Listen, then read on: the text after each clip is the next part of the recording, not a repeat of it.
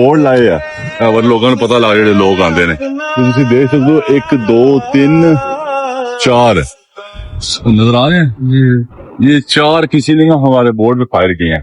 तो पता नहीं सामने नहीं कर सकता अल्लाह ताला ने इन्नी ना हिम्मत दे अगर वो मसला है तो सुधार कर सकिए पता नहीं जिन्हें भी किया है अल्लाह ताला अकल दे और अगर वो सामने आवे तो जबरदस्त रहेगा। वो मसला मैंने दसे मैं थोड़ा कहता कोई मसला नहीं है जे कोई ज्यादा प्रॉब्लम है अगर शख्स तो वीडियो सारे होने हो तो ज्यादा आग लगती होनी है की तुसी एनी टाइम आगे मिल सकते हो तो मसला हल करने की कोशिश करा। तो बिलाल मार्स जैसे शरीफ आदमी के साथ भी ऐसा कुछ कर सकते हैं यार कोई सोच सकता है इस बंदे की तो किसी के साथ दुश्मनी वगैरह या किसी को कभी कुछ बुरा भला है कोई कंट्रोवर्सी कैसा है वही मतलब इस बंदे का ऐसा कोई सीन ही नहीं होता तो लोग उसके साथ भी ऐसा कर गए। नेक्स्ट ये कि मांडोकर ने भी क्लियर कर दिया उसका अलीना अमर के साथ क्या रिश्ता। वीडियो देखो जरा। देखो अलीना उसको अच्छा नहीं लग रहा डिसाइड हुई है और मेरे भी जो चाहने वाले यार दोस्त हैं उन्होंने मुझे ये बात कही कि तूने ये क्या सीन है तो मैंने कहा अल्लाह की कसम मुझे कोई पता नहीं ये फेक न्यूज है। अलीना ऐसी लड़की नहीं है। अलीना की इज्जत करो वो एक अच्छी लड़की है ठीक है। और दूसरी बात ये बात है यार सैफी जट वेलकम सनम बेवफा एक बोली मारना ही तो ये गलत बात है ठीक है ना। अलीना का ख्याल रखें उसको गिफ्टिंग करें शेर मारे चीते मारे बिल्लियां मारे ताकि वो हैप्पी हो जाए। ये तो बिल्कुल रजब भाई तुम सकते हो तो तुसी भी चुप करो ਤੁਹਾਨੂੰ ਰੋਕਿਆ ਕਿਸੇ ਨੇ। हाँ दस रैंडम ਤੁਹਾਨੂੰ ਕੋਈ ਡੱਕ ਰਿਹਾ ਚੁੱਪ देखा वैसे इग्नोर कर दिया कर एवं कमेंट पढ़न तो।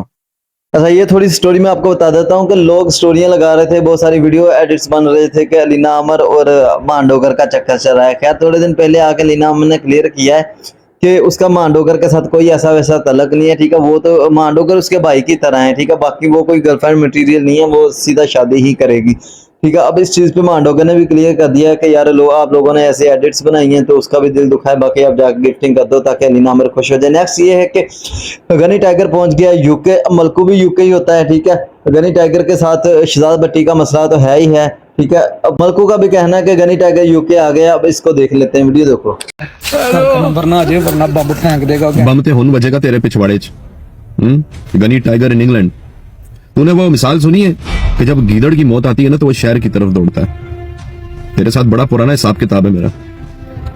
पाकिस्तान में गया तू मेरे हथे उस वक्त नहीं चढ़ा। अब तू ऐसे लोगों में बैठा हुआ है कि समझ ले कि हथेली में इधर हथेली में घूम ले थोड़ा इंग्लैंड वगैरह मिलता हूं। बड़ा पुराना तेरे साथ हिसाब किताब बाकी है। करना मैं तेरे रैप सारी जिंदगी याद रखेगा कि कदी तेरा इंग्लैंड का फेरा लग्या सी सटना मैं तेन फेरा इंग्लैंड आ गया तू। हाँ मलकू को तो भाई बड़ा गुस्सा है इस पे पता नहीं किस चीज का गुस्सा है। मैंने तो कहा शहजाद भट्टी इसका अच्छा दोस्त है पता नहीं उसका बदला लेना होगा लेकिन ये तो कोई सीन और ही है।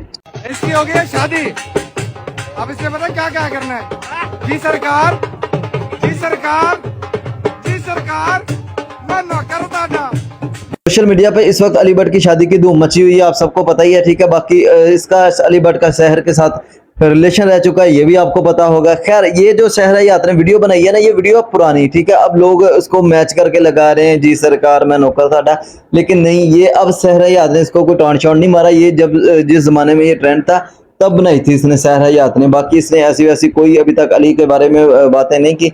बाकी सारी जितनी भी बातें आपको सुनने में मिल रही हैं वो सारी अफवाह हैं। रजब भट्ट शादी के दूसरे दिन उठा लिया गया था वो वेपन की वजह से और शेर के बच्चे की वजह से लेकिन ये लोग उठाए जाएंगे इमरान खान की वजह से ठीक है। इनको तस्वीरें मिल रही है गिफ्ट में इमरान खान की और दूसरा जो मुनीब है ठीक है ये शॉल वगैरह लेके घूम रहा है। अभी लगता है इसकी वीडियो ऊपर तक पहुंची नहीं है। जैसे इनकी वीडियो ऊपर तक पहुंची इनका भी रजब वाला ही हाल होना है। महरा असगर की जब से मौत हुई है तब से काफी ड्रामा एक्टर्स ने आवाज़ उठाना शुरू कर दी है उनके खिलाफ जो लोग इन एक्टर्स को पेमेंट नहीं टाइम पे देते। इनका कहना है कि उनका मतलब सिर्फ उनका गुजारा गुजारा ही इन शूट वगैरह से होना होता है। अगर आप 6-6 महीने 2-2 साल बाद पेमेंट दोगे तो मतलब वैसे ही वाली जिंदगी कैसे गुजरेगी। तो इस पर बहुत सारे अब एक्टर्स आवाज़ उठा रहे हैं और उनका कहना है कि ये इतना कमाते हैं टीवी चैनल्स वगैरह। डक्की और रजब तो है ही कुछ नहीं। वीडियो देखो जरा। मैंने एक्टिंग नहीं छोड़ी मैंने सिर्फ उन लोगों के लिए काम करना छोड़ दिया है जिनका मुझे पता है कि पैसों के लिए मुझे इनके पीछे भागना पड़ेगा। मैं ये सारी बातें अपने लिए बिल्कुल भी नहीं कर रहा। मुझे तो आखिरी ड्रामा किए हुए भी 5 साल हो गए। मैं ये सारी बातें उन स्ट्रगलिंग लोगों के लिए कर रहा हूँ जिनका लाइवलीहुड इस काम पे डिपेंडेंट है। उन लोगों के लिए कर रहा हूँ जिनको पैसे मांगते हुए बुरा लगता है शर्म आती है हिम्मत नहीं है उनमें कि कल को पैसे मांग लिए तो काम नहीं मिलेगा। उन हुमैरा असगर्स के लिए कर रहा हूँ जो काम करने के बावजूद अपने बिजली का बिल और रेंट नहीं दे पाते, उन एक्स्ट्रास के लिए कर रहा हूँ जिन्होंने अपनी जिंदगियां लगा दी, रोज शूट्स पर आए लेकिन उनको उनका हक नहीं मिला। और ऐसा बिल्कुल भी नहीं है कि इनके पास पैसे नहीं है। आप लोग परेशान हो जाते हैं ना रजब भट्ट और डकी भाई की इनकम सुन के, ओ माय गॉड, ओहो इतना पैसा।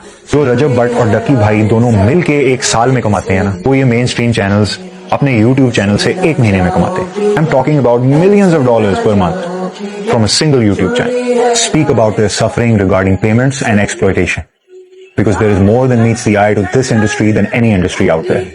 फारूक खोकर एक बंदे के पॉडकास्ट में गया है, उसने क्या सवालात पूछे हैं, ठीक है, उसने बहुत सी बातें सामने रखी हैं। खैर बाकी पहले रजब के बारे में उसने काफी सवालात पूछे हैं, ठीक है, वो क्लियर करते हैं। उसके बाद मैं आपको उस बंदे के कुछ क्वेश्चन सुनाता हूँ, उसने क्या क्या सवालात पूछे हैं वो फारूक खोकर।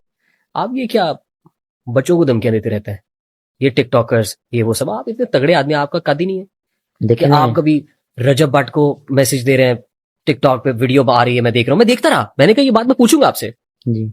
और आपकी एक वो मामला लेगेसी है, आप ये क्या कर रहे हैं आप? सुने, एक वैसे तो मैंने जिस इंटरव्यू में किया माजत किया, लेकिन आपने वादा लिया कि आपने जवाब देना है, और आपसे माजत करूं कि आपको देखे ना, फिर मेरा आपसे भी गिला है कि अगर आप एक चैनल को दिखा रहे हैं 24 न्यूज से, आप टिकटॉक पे बात करेंगे, आप एकदम मेरे सामने आप बैठे हुए हैं, आप एकदम सियासत से टिकटॉक पे आ गए, आप मेरे सामने बैठे हुए हैं, मैं कैसे ना करूं, मैं लाहौर से आया हूँ, मुझे जो क्या मैं ये बात छोड़ दूं? मुझे जो उस टाइम खत्म वो अच्छा लगा, मैंने की, मेरा गिला खत्म हो गया, ठीक है, माफी मांगी। उसके बाद आज तक वो वीडियो है, वीडियो का तो अब टाइम था जब इश्यू बना, लेकिन मेरा खून, मेरा खानदान नहीं मानता किसी की औरत माँ बहन पे, मैं उस टाइम बात की ना, अब करो, फैमिली इशू है, लोगों को भी नहीं करनी चाहिए। ठीक, फैमिली ब्लॉगिंग भी एक बहुत बड़ा प्रॉब्लम है अभी टिकटॉक सबसे बड़ा बदमाश उसको मानूंगा, टिकटॉक को जो अपनी इज्जत बचा ले। आप बड़े तगड़े आदमी, मेरा आपसे शिकवा है, आप ये क्या बच्चों को धमकियां देते रहते हैं, ये टिकटॉकर्स, ये वो सब, आप इतने तगड़े आदमी, आपका कद ही नहीं है। देखिए आप कभी रजब भट्ट को मैसेज दे रहे हैं, टिकटॉक पे वीडियो आ रही है, मैं देख रहा हूँ, मैं देखता रहा, मैंने कहा ये बात मैं पूछूंगा आपसे। और आपकी एक वो मामला लेगेसी है, आप ये क्या कर रहे हैं आप? जो मुझे जो उस टाइम खत्म वो अच्छा लगा, मैंने की, मेरा गिला खत्म हो गया, ठीक है, माफी मांगी। उसके बाद आज तक वो वीडियो है, वीडियो का तो अब टाइम था जब इश्यू करना, लेकिन मेरा खून, मेरा खानदान नहीं मानता किसी की औरत माँ बहन पे, और उस टाइम बात की ना, अब करो, फैमिली इशू है, लोगों को भी नहीं करनी चाहिए। ठीक, और फैमिली ब्लॉगिंग भी एक बहुत बड़ा प्रॉब्लम है। अभी मेरी अपनी सोच के मुताबिक, मेरी अपनी सोच के मुताबिक तो नहीं होनी चाहिए कुछ भी, क्योंकि मैं तो हमारे उन खानदानों से तल्ला के जो रात को निकलते नहीं आते औरतों को। पर आपने अभी इस बात को भी अप्रिशिएट करें ना, अगर मेरा कोई दिल में बात होती, कोई इशू होता, मुझे उस टाइम पे दिखाया, मैंने उनकी माँ बहन को कुछ कहा, क्योंकि जहाँ तक को बात हुई, मैंने वो भी नाम दिए बजाय, लोगों ने खुद किया इशरार, अगर नाम हमारी वीडियो तो अपलोड कर दे भाई, किसी अपने कैंप जवाब दें, किसी को वीडियो अपलोड करें, ठीक है। एक जमाने में फारूक खोकर का इनकाउंटर होने लगा था और इसको शहबाज शरीफ के बेटे ने बचाया था, वो वाली सुनो जरा। कि आपके माथे पे शायद बंदूक रखी थी और आपको कहा था भागो, उसके बाद सवाल करें, आप नहीं भागे थे। उस वक्त कॉल किसकी आई थी? उस वक्त किसकी कॉल पे आपको छोड़ा था? मुझे छोड़ा था, किसकी कॉल पे छोड़ा था? हमदा शहबाज शरीफ साहब की कॉल पे, हमदा शहबाज शरीफ साहब की कॉल। अच्छा, आज तक एहसान हफ्ता में कैसे बुढ़ू मेरी जिंदगी उनकी वजह से बची, सियासी असर ये आज अल्लाह की कसम पहले दफा आपने पूछा, ये भी इंटरव्यू में देखिएगा, अगर मेरे पे इतना वो करके आए ना, आपको पता होता जहाँ हम जाते हैं कि यार इस बंदे पे इतनी सर्च करनी है, मुझे अगर उस टाइम छोड़ा गया, अल्लाह जिंदगी दे, हमदा शहबाज शरीफ साहब की कॉल। अब बताएं, अब आप सारे सवालों के निचोड़ पे आ जाएं, आप मुझे कहते हैं तलक भी ना रखो, ये भी रखो, मैं सियासी असर और रसूख इस्तेमाल किया ना आपने? नहीं, मैं तो हमदा शहबाज शरीफ साहब ना होते, मैं रचता, मेरे पास फोन नहीं था, Farooq Khan Khokhar would have gone out from this world. Sir आप मेरा क्यों कह रहे हैं? हम इन्ना लिल्लाहि व इन्ना इलैहि राजिऊन पढ़ चुके होते। मैं मानता हूँ इस बात, बिल्कुल मानता हूँ, अल्लाह जिंदगी दे। जब मैं थाने में आता हूँ, जब मुझे वापस लाते हैं, वो कई समय बैठे हुए थे, हाँ यार, एक हम लोग तो आंखें बंद करके बैठ गए, खरगोश है किसने, उन्होंने कहा कि किस की तरह मुझे नहीं पानी